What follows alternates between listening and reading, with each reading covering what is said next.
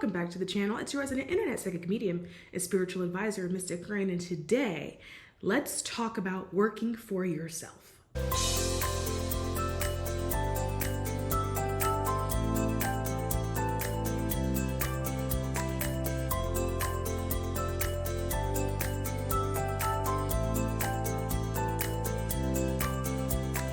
Before we do that, I just need to rave a little bit. Queen Herbie. I don't know if you guys know her, this woman right here. She is phenomenal. I went to her show last night, and when I tell you I have never left a concert with my vibration and my frequency elevated, it's really interesting. I don't know if I thought that that was possible. I know that there are artists who are spiritual, right? Like she's a spiritual artist, she's a psychic, she reads cards. But I have never had that experience where I've gone to a show and then felt the frequency in the audience elevate. The entire show was a goddamn spell. And it got me thinking, we really have to start vetting the music that we are actually listening to and vetting the music that we're actually singing because it has meaning. Now, when it comes to her, I really enjoyed it because her show was deliberate.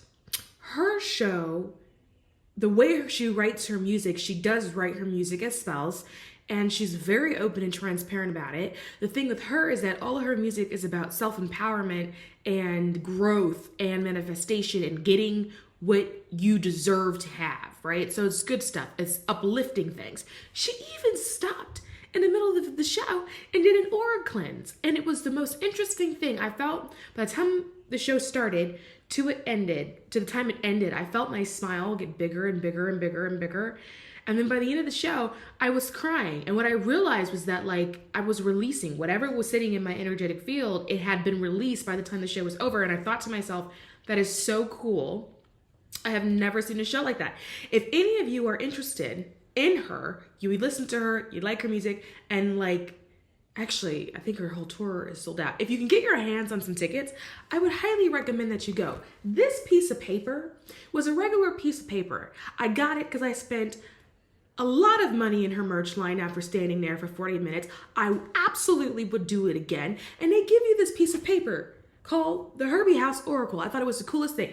I have never taken it upon myself to save a document that wasn't from the government. And you know what I did this morning? I woke up and I self-laminated it. Now, I don't do that. I also don't typically fan that hard, but I did today. It's all of our stuff. It's all of our stuff. I'm not really sure if I'm supposed to be showing that word. I guess I just won't monetize the video. Not like YouTube be paying. Anyway, but that's a whole different discussion. And I had just wanted to talk about it. Now, anyway, let's talk about working for yourself. This is also to offer up a new perspective. It is not to tell you what you should or should not be doing or how you should or should not be living your life. It is simply to give you an alternative perspective of what you can do, whether or not what you feel like you're currently doing is or is not working for you. So here is the thing when it comes to working for yourself. Something happens in a spiritual community that when you awaken and you become aware, the conversation goes a lot towards working for yourself, being an entrepreneur, starting your own businesses and like making your own money. And I also talk a lot about this content as well as like having your own business. But let me be clear. When I say things like this, I'm offering up an idea. I by no means whatsoever think that you need to leave your job or quit your job in order to have a business. I think that two things can be true at the same time. I do not think that working for self is for a part of everyone's path or journey. And the reason for that is because I don't think everybody wants that. Not everybody wants to be an entrepreneur. People that become successful entrepreneurs typically knew when they were young that that was going to be the thing that they did when they got older. Me, for example, was not that person. I never said I wanted to be an entrepreneur. I always knew I wanted to have different money coming in. That was something that I was always really clear about. But I also was really clear about wanting to have a career and wanting to climb the ladder. When I talk to you guys, I always mention that I have like a muggle job. Ever since I was a little girl, I knew I wanted to climb some kind of ladder. I found it satisfying. I felt like I was winning something, right? And for me, that's still important to have a ladder to climb. I like that. And I've always said that once I reach the top of this ladder, then I'll reevaluate whether or not I want to climb a different ladder or if I want to leave the ladder altogether. But if you look at my birth chart, for example, and you have a look at my 10th house, it makes sense that I like ladders. I like to climb them. I am someone that I love to chase a good promotion. I love to chase a higher title. That does not matter to everybody, but for me, I find it entertaining, and so therefore I do it. Now, does that mean I don't work for myself? Not necessarily, because to work for yourself means to do things that work for you. It's about structuring your life in a way that works for you. That is what working for yourself means. People think that that means that they have to quit everything that they have done, everything that they have accomplished to then start a business. You can have more than one business at the same time. You can have a muggle job and a business at the same time. That's the way I like to do it. And the reason for that is because if I do one or the other, I will also then get bored, right?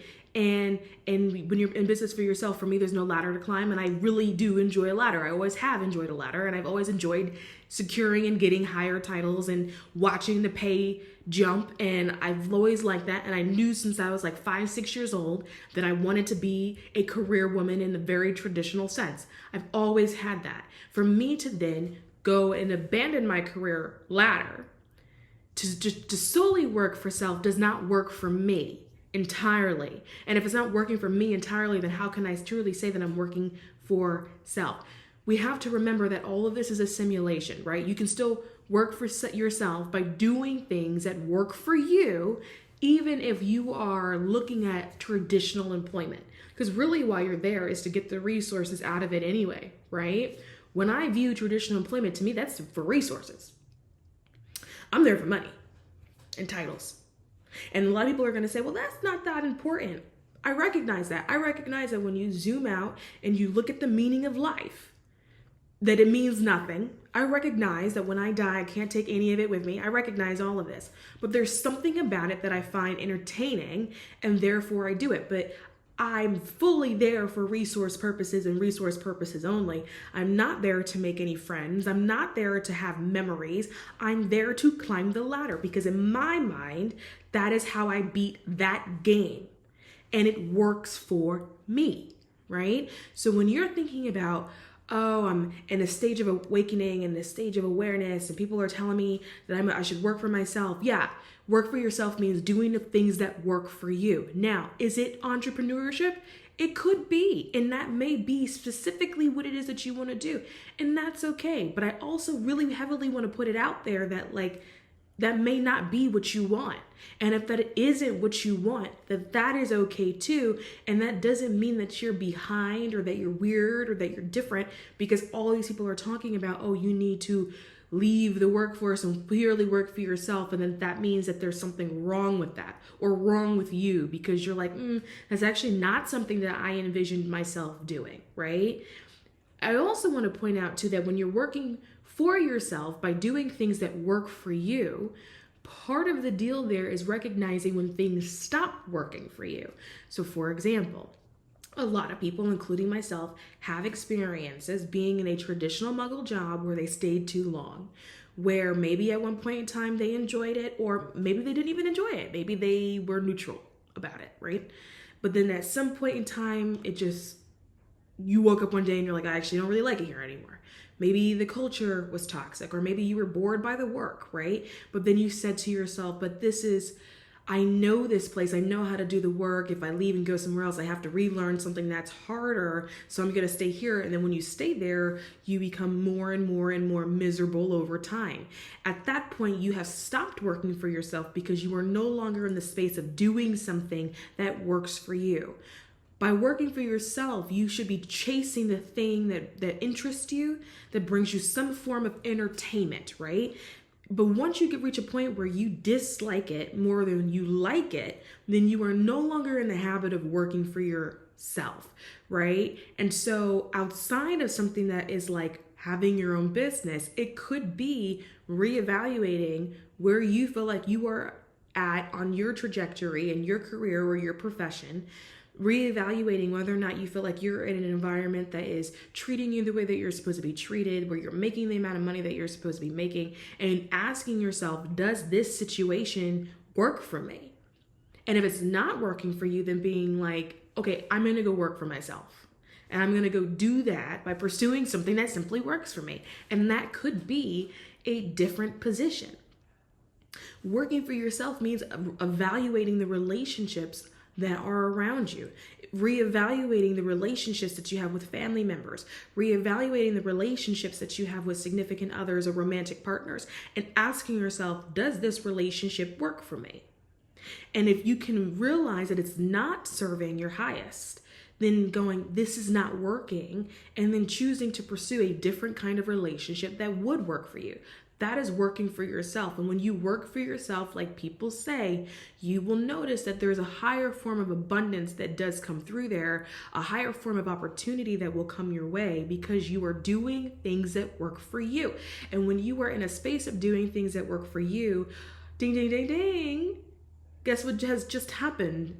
My dear ones, you have fallen into a place of alignment. And when you fall into alignment, you start getting all those synchronicities that start happening to you, all these opportunities that start coming in left, right, and center, right? Because you are now in the space of working for yourself, which is what life is all about anyway. Doing things that work for you. Anyway, that's my piece for the day. And I'm going to wrap there. As always, if you like what you see, subscribe to this channel. And if we don't meet again, I'll see you next lifetime.